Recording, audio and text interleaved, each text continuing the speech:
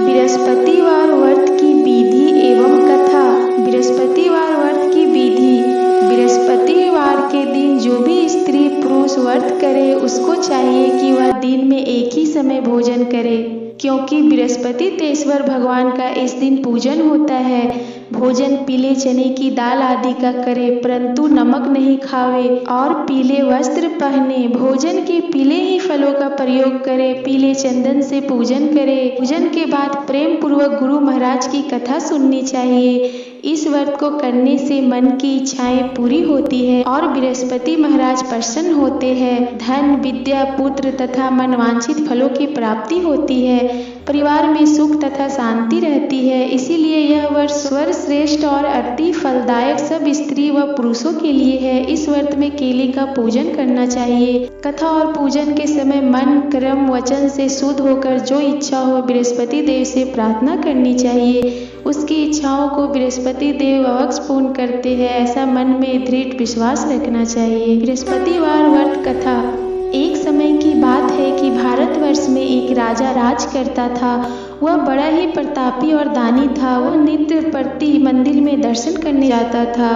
वह ब्राह्मण और गुरु की सेवा किया करता था। उसके दरवाजे से कोई भी निराश होकर नहीं लौटता था तथा वह प्रत्येक गुरुवार को व्रत रखता एवं पूजन करता था। हर दिन गरीबों की सहायता करता था, परंतु यह सब बातें उसकी रानी को अच्छी नहीं लगती थी। वह न व्रत करती और न किसी को एक पैसा तक दान में देती थी तथा राजा से भी ऐसा करने को मना किया करती थी। एक समय की बात है कि राजा तो शिकार खेलने वन को गए हुए थे। घर पर रानी और दासी थी। उस समय गुरु बृहस्पति देव एक साधु का रूप धारण कर राजा के दरवाजे पर भिक्षा मांगने गए। रानी से भिक्षा मांगी तो वह कहने लगी कि हे साधु महाराज, मैं इस दान और पुण्य से तंग आ गई हूँ। मेरे से तो घर का ही कार्य समाप्त नहीं होता। इस कार्य के लिए तो मेरे पति देव ही बहुत है। आप इस प्रकार की कृपा करें कि वह सब धन नष्ट हो जावे तथा मैं आराम से रह सकूं।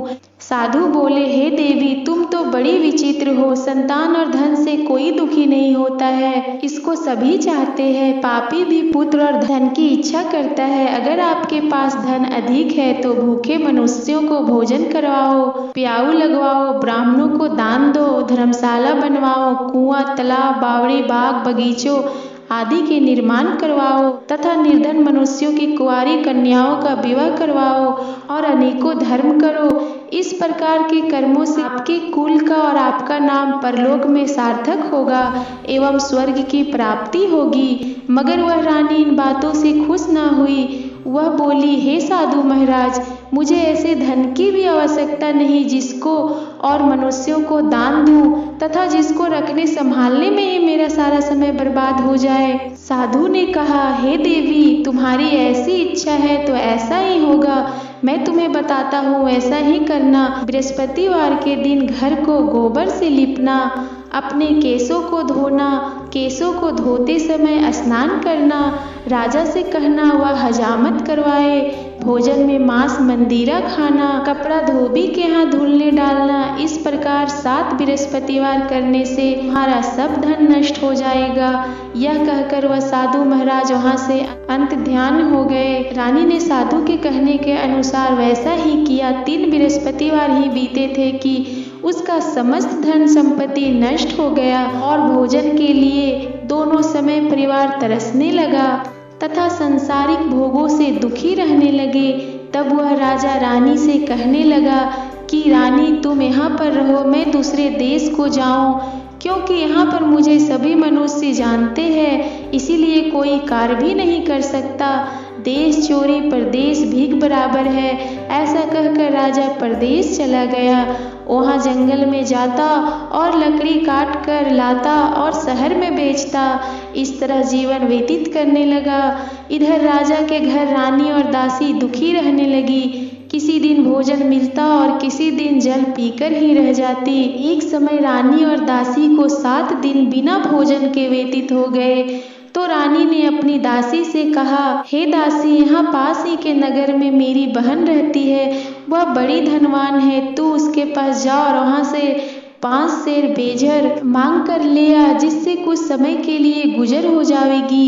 इस प्रकार रानी की आज्ञा मानकर दासी रानी के बहन के पास गई तो रानी की बहन उस समय पूजन कर रही थी, क्योंकि उस रोज बृहस्पतिवार का दिन था। जब दासी ने रानी की बहन को देखा और उससे बोली, हे रानी, मुझे तुम्हारी बहन भेजा है, मेरे लिए 5 सेर बेझर दे दो। इस प्रकार दासी ने अनेक बार कहा, परंतु रानी ने कुछ उत्तर नहीं दिया, क्योंकि वह उस समय बृहस्पतिवार की व्रत कथा सुन रही थी। इस प्रकार जब दासी को किसी प्रकार उत्तर नहीं मिला तो वह बहुत दुखी हुई और क्रोध भी आया और लौटकर अपने गांव रानी के पास आकर बोली, हे रानी, आपकी बहन बहुत ही धनी स्त्री है, वह छोटे लोगों से बात भी नहीं करती, क्योंकि मैंने उनसे कहा तो उसने कोई उत्तर नहीं दिया, मैं वापस चली आई।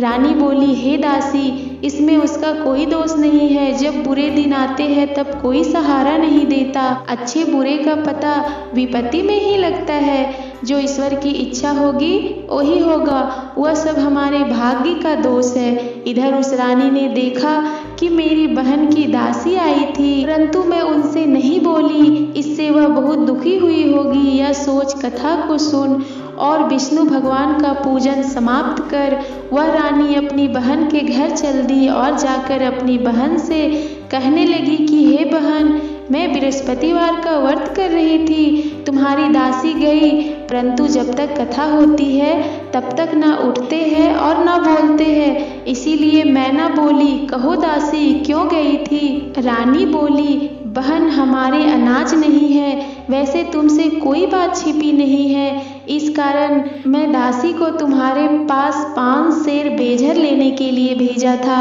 रानी बोली, बहन देखो, बृहस्पति भगवान सबका मनोकामना पूर्ण करते हैं, देखो शायद तुम्हारे घर में अनाज रखा हो।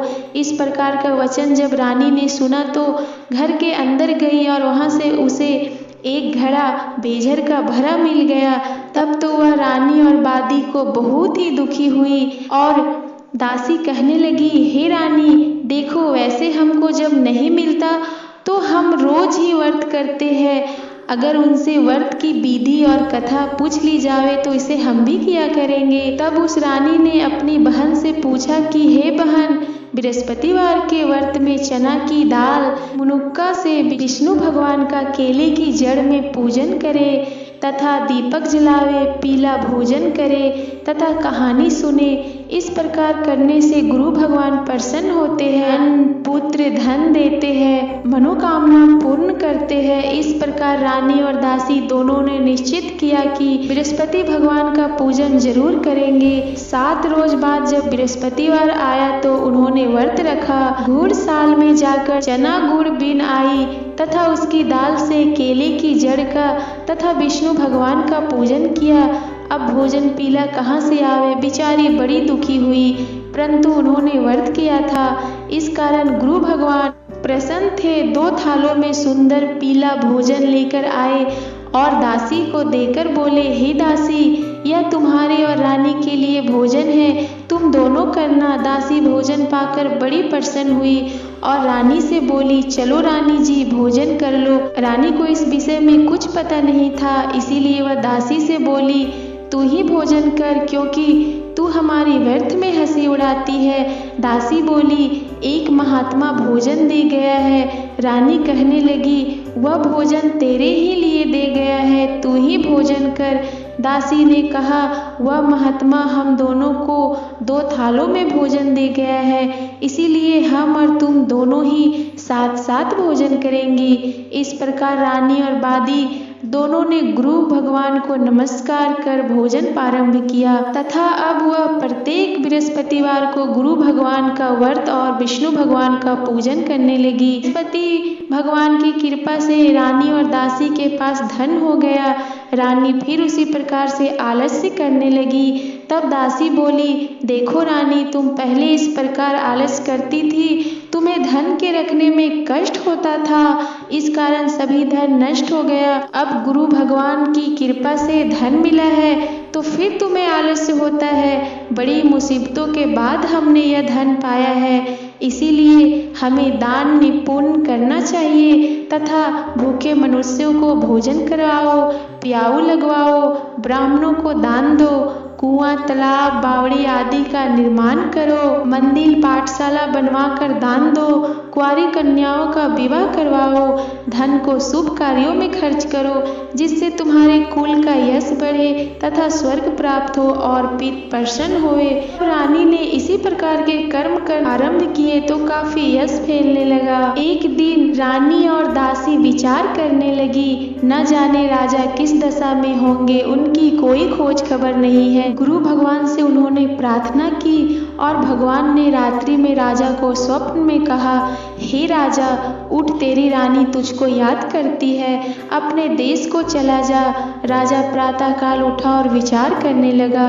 स्त्री जाति खाने और पहनने की ही साथी होती है, पर भगवान की आज्ञा मानकर वह अपने नगर के लिए चलने को तैयार हुआ। इससे पूर्व जब राजा परदेश चला गया था तो परदेश में दुखी रहने लगा। प्रतिदिन जंगल में से लकड़ी बीनकर लाता और उन्हें शहर में बेचकर अपने दुखी जीवन को बड़ी कठिनता से व्यतीत करता था। एक दिन राजा दुखी हो अपनी पुरानी बातों को याद करने लगा। तब जंगल में बृहस्पति देव एक साधु का रूप धारण कर आए और राजा के पास आकर बोले, हे लकड़हारे, तुम इस सुनसान जंगल में किस चिंता में बैठे हो, मुझको बतलाओ। यह सुन राजा के नेत्रों में जल भर आया और साधु को वंदना कर बोला, हे प्रभु, आप सब कुछ जानने वाले हो। इतना कहकर साधु को अपनी संपूर्ण कहानी सुना दी। महात्मा दयालु होते हैं। वे राजा से बोले, हे राजा, तुम्हारी स्त्री ने बृहस्पति देव का अपराध किया था, जिस कारण तुम्हारी यह दशा हुई। अब तुम किसी प्रकार की चिंता मत करो, भगवान तुम्हें पहले से अधिक धन देगा। देखो, तुम्हारी स्त्री ने बृहस्पतिवार का व्रत प्रारंभ कर दिया है और तुम मेरा कहा मानकर बृहस्पतिवार को व्रत करके चने की दाल, गुड़, जल को लोटे में डालकर केला का पूजन करो, फिर कथा कहो और सुनो, भगवान तुम्हारी सब कामनाओं को पूर्ण करेंगे। साधु को प्रसन्न देखकर राजा बोला, हे प्रभु, मुझे लकड़ी बेचकर इतना पैसा नहीं मिलता जिससे भोजन करने के उपरांत कुछ बचा सकूं। मैंने रात्रि में अपनी रानी को व्याकुल देखा है, मेरे पास कुछ भी नहीं जिससे उसकी खबर मंगा सकूं, और फिर मैं कौन सी कहानी कहूँ, यह मुझको कुछ भी मालूम नहीं है। साधु ने कहा, हे राजा, तुम किसी बात की चिंता मत करो। बृहस्पतिवार के दिन तुम रोजाना की तरह लकड़ियाँ लेकर शहर को जाओ। तुमको रोज से दुगना धन प्राप्त होगा, जिससे तुम भली भांति भोजन कर लोगे तथा बृहस्पति देव की पूजा का सम्मान भी आ जाएगा। बृहस्पतिवार की कहानी निम्न प्रकार से है। प्राचीन काल में एक ब्राह्मण था। वह बहुत ही निर्धन तथा उसकी कोई भी संतान नहीं थी। उसकी स्त्री बहुत मलिनता के साथ रहती थी। वह न स्नान करती, न किसी देवता का पूजन करती थी। प्रातःकाल उठते ही सर्वप्रथम भोजन करती, बाद में कोई अन्य कार्य करती थी। इससे ब्राह्मण देवता बड़े दुखी थे।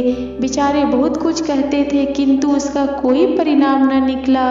भगवान की कृपा से ब्राह्मण की स्त्री के कन्या रूपी रत्न पैदा हुआ और वह कन्या अपने पिता के घर में बड़ी होने लगी। वह बालिका प्रातः स्नान करके विष्णु भगवान का जाप करने लगी, बृहस्पतिवार का व्रत करने लगी। अपने पूजा पाठ को समाप्त करके स्कूल जाती तो अपनी मुट्ठी में जौ भर कर ले जाती और पाठशाला जाने के मार्ग में डालती जाती। वही जौ स्वर्ण के हो जाते तो लौटते समय उनको बीनकर घर ले आती थी। एक दिन वह बालिका सूप में उन सोने के जौ को फटक कर साफ कर रही थी। उसकी माँ ने देख लिया और कहा, हे बेटी, सोने के जौ को फटकने के लिए सोने का सूप होना चाहिए। दूसरे दिन गुरुवार था। इस कन्या ने व्रत रखा और बृहस्पति देव से प्रार्थना करके कहा, हे प्रभु, मैंने आपकी पूजा सच्चे मन से की हो तो मेरे लिए सोने का सूप दे दो। बृहस्पति देव ने उसकी प्रार्थना स्वीकार कर ली। रोजाना की तरह वह कन्या जौ फैलाती हुई जाने लगी। जब लौटकर जौ बीन रही थी तो बृहस्पति देव की कृपा से सोने का सूप मिला। उसे वह घर ले आई और उससे जौ साफ करने लगी, परंतु उसकी माँ का वही ढंग रहा। एक दिन की बात है कि वह कन्या सोने के सूप में जौ साफ कर रही थी।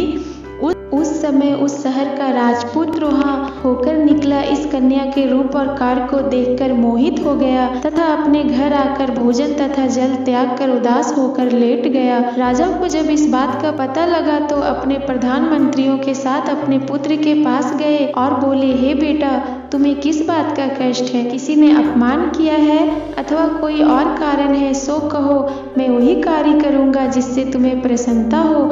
अपने पिता की राजकुमार ने बातें सुनी तो वह बोला, मुझे आपकी कृपा से किसी बात का दुख नहीं है, किसी ने मेरा अपमान नहीं किया है, परंतु मैं उस लड़की के साथ विवाह करना चाहता हूँ जो सोने के सूप में जौ को साफ कर रही थी। यह सुन राजा आश्चर्य में पड़ा और बोला, हे बेटा, इस तरह की कन्या का पता तुम ही लगाओ, मैं उसके साथ तुम्हारा विवाह अवश्य करवा दूंगा।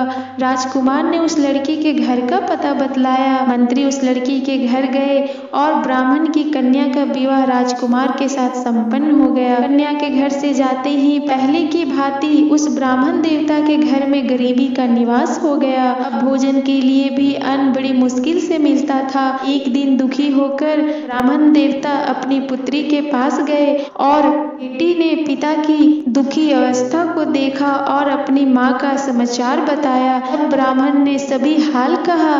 कन्या ने बहुत सा धन देकर अपने पिता को विदा कर दिया। इस तरह ब्राह्मण देवता का उस समय सुखपूर्वक व्यतीत हुआ। कुछ दिन बाद फिर वही हाल हो गया। ब्राह्मण फिर अपनी कन्या के यहाँ गया और सभी हाल कहा तो लड़की बोली, हे पिताजी, आप माता जी को यहाँ लिवा लाओ, मैं उसे विधि बता दूंगी जिससे गरीबी दूर हो जाए। वह ब्राह्मण देवता अपनी स्त्री को साथ लेकर पहुँचे तो पुत्री अपनी माँ को समझाने लगी, हे माँ, तुम प्रातः काल उठकर प्रथम स्नान आदि करके विष्णु भगवान का पूजन करो तो सब दरिद्रता दूर हो जाएगी। परंतु उसकी माँ ने एक भी बात नहीं मानी और प्रातः काल उठकर अपनी पुत्री बच्चों का जूठन खा लेती थी। एक दिन उसकी पुत्री को बहुत गुस्सा आया और एक रात कोठरी में से सभी सामान निकाल दिया और अपनी माँ को उसमें बंद कर दिया। प्रातःकाल उसमें से निकाला तथा स्नान आदि करा के पूजा पाठ करवाया तो उसकी माँ की बुद्धि ठीक हो गई और फिर प्रत्येक बृहस्पतिवार को व्रत रखने लगी। इस व्रत के प्रभाव से उसकी माँ भी बहुत ही धनवान तथा पुत्रवती हो गई और बृहस्पति जी के प्रभाव से स्वर्ग को प्राप्त हुई तथा वह ब्राह्मण भी सुखपूर्वक इस लोक के सुख भोग कर स्वर्ग को प्राप्त हुए। इस तरह कहानी कहकर साधु देवता वहां से लोप हो गए। धीरे धीरे समय व्यतीत होने पर फिर वही बृहस्पतिवार का दिन आया। राजा जंगल से लकड़ी काटकर किसी शहर में बेचने गया। उसे उस दिन और दिन से अधिक धन मिला।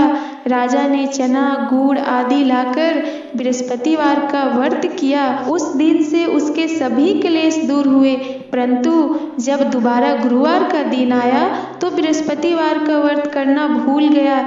इस कारण बृहस्पति भगवान नाराज हो गए। उस दिन उस नगर के राजा ने विशाल यज्ञ का आयोजन किया तथा शहर में यह घोषणा करा दी, कोई भी मनुष्य अपने घर में भोजन ना बनावे तथा आग भी ना जलावे, समस्त लोग मेरे यहाँ भोजन करने आवे।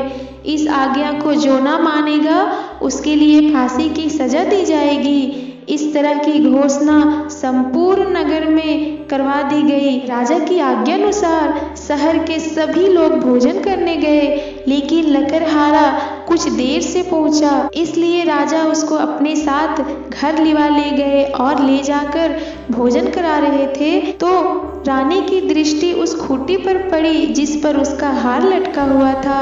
वह वहां पर दिखाई नहीं दिया। रानी ने निश्चित किया कि मेरा हार इस मनुष्य ने चुरा लिया है। उसी समय पुलिस बुलवाकर उसको जेल खाने में डलवा दिया। जब राजा जेल खाने में गया तो बहुत दुखी होकर विचार करने लगा कि ना जाने कौन से पूर्व जन्म के कर्म से मेरे लिए दुख प्राप्त हुआ है और उसी साधु को याद करने लगा जो कि जंगल में मिला था। उसी समय तत्काल बृहस्पति देव साधु के रूप में प्रकट हो गए और उसकी दशा को देखकर कहने लगे, अरे मूर्ख, तूने बृहस्पति देवता की कथा नहीं की, इसी कारण तुम्हें दुख प्राप्त हुआ है। अब चिंता मत कर, बृहस्पतिवार के दिन जेल खाने के दरवाजे पर 4 पैसा पड़े मिलेंगे, उनसे तू बृहस्पति देव की पूजा करना, तेरे सभी कष्ट दूर हो जाएंगे। बृहस्पतिवार के रोज उसे 4 पैसा मिले। राजा ने कथा कही। उसी रात्रि को बृहस्पति देव ने नगर के राजा को स्वप्न में कहा, हे राजा, तुमने जिस आदमी को जेल खाने में बंद कर दिया है वह निर्दोष है, वह राजा है, उसे छोड़ देना। रानी का हार उसी खुट्टी पर लटका हुआ है, अगर तू ऐसा नहीं करेगा तो मैं तेरे राज्य को नष्ट कर दूंगा।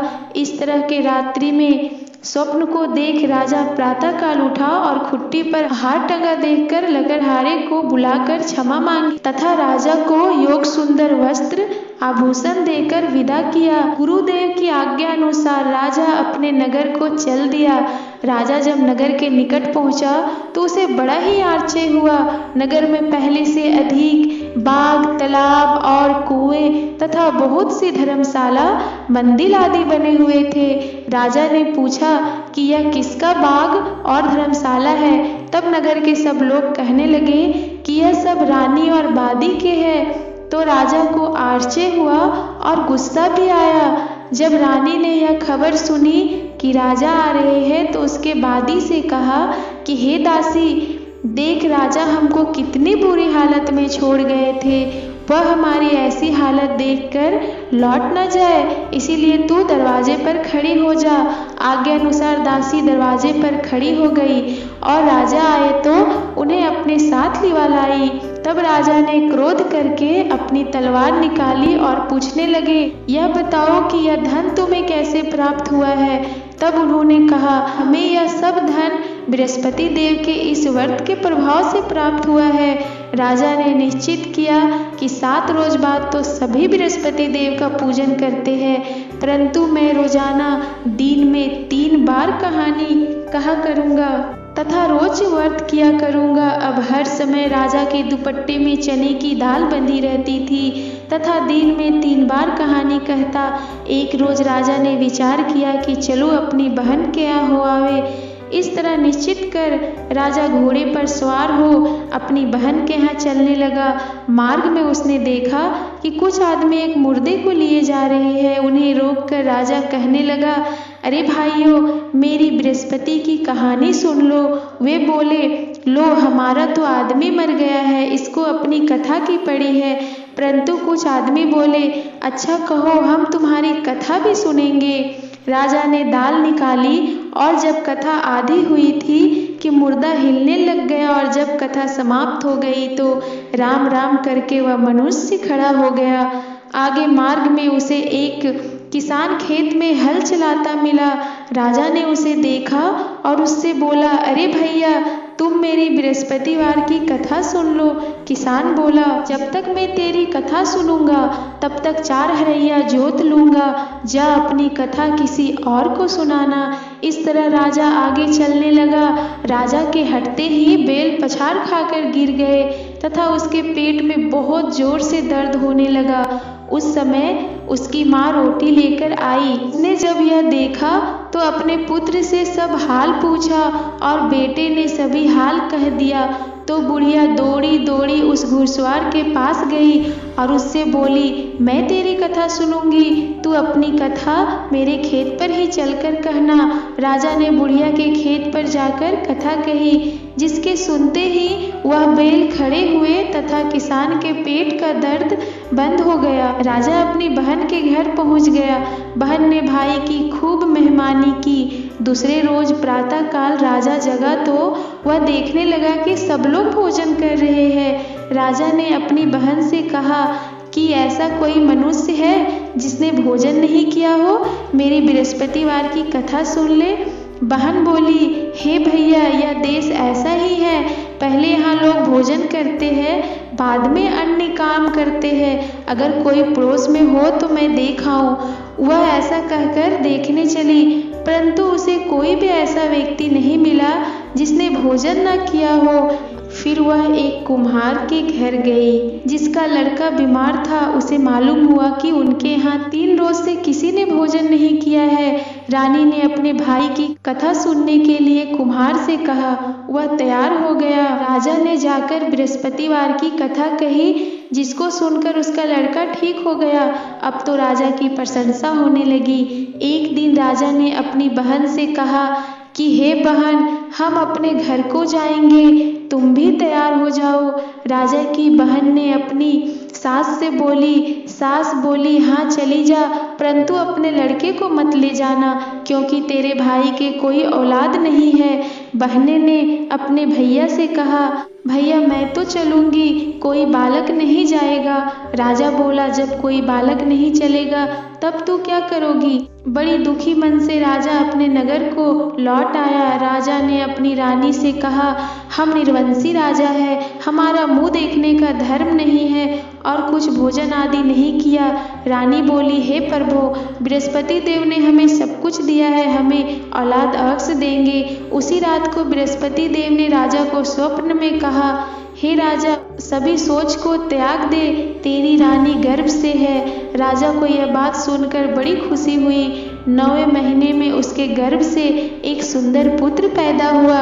तब राजा बोला, हे रानी, स्त्री बिना भोजन के रह सकती है, बिना कहे नहीं रह सकती। जब मेरी बहन आवे तुम उनसे कुछ कहना मत। रानी ने सुनकर हाँ कर दिया। जब राजा की बहन ने यह शुभ समाचार सुना तो वह बहुत खुश हुई तथा बधाई लेकर अपने भाई के यहाँ आई। तभी रानी ने कहा, घोड़ा चढ़कर तो नहीं आई, गधा चढ़ी आई। राजा की बहन बोली, भाई मैं इस प्रकार न कहती तो तुम्हें औलाद कैसे मिलती? बृहस्पति देव ऐसे ही है, जैसे जिसके मन में कामनाएं हैं सभी को पूर्ण करते हैं। जो सद्भावना पूर्वक बृहस्पतिवार का व्रत करता है एवं कथा पढ़ता है अथवा सुनता है और दूसरों को सुनाता है, बृहस्पति देव उसकी सभी मनोकामना पूर्ण करते हैं। भगवान बृहस्पति देव उनकी सदैव रक्षा करते हैं। संसार में सद्भावना से भगवान जी का पूजन व्रत सच्चे हृदय से करते हैं तो उनकी सभी मनोकामनाएं पूर्ण करते हैं। जैसी सच्ची भावना से रानी और राजा ने उसकी कथा का गुणगान किया तो उनकी सभी इच्छाएं बृहस्पति देव जी ने पूर्ण की। इसीलिए सब कथा सुनने के बाद प्रसाद लेकर जाना चाहिए तथा हृदय से उनका मनन करते हुए जयकारा बोलना चाहिए। बोलो बृहस्पति भगवान की जय।